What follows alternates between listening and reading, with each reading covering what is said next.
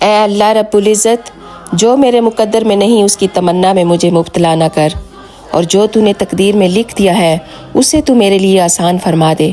بہت اچھا لگتا ہے تجھ سے مانگنا اے میرے اللہ، بس تو مجھے اپنے علاوہ اور کسی کا محتاج نہ کرنا۔ ہر مومن مسلمان کی جائز دعاؤں کو قبول فرما لینا۔ میرے رب، تیرے سوا اور کوئی بھی دلوں کے حال کو نہیں جان سکتا۔ تو ہمارے ان گناہوں کو معاف فرما دے جو ہماری دعاؤں کو قبول ہونے نہیں دیتے، اور تو ہی تو ہماری ہر طرح سے حفاظت فرمانے والا ہے۔ ہم جانتے ہیں اللہ، ہم گناہوں میں ڈوبے ہوئے ہیں۔ تو ہمارے گناہوں کو نہ دیکھ، اپنی رحمت کو دیکھ۔ تو خود ہی تو کہتا ہے کہ تیری رحمت تیرے غضب پر باری ہے، تو اپنی رحمت سے ہمیں معاف کر دے اور ہم سے راضی ہو جا۔ ہماری نمازوں کو، ہمارے روزوں کو، ہمارے قرآن کو اپنی بارگاہ الہی میں قبول فرما لے۔ ہماری ٹوٹی پھوٹی عبادات کو قبول کر لے میرے مالک، اور ہم سب کو جنت الفردوس عطا کرنا۔ آمین یا رب العالمین۔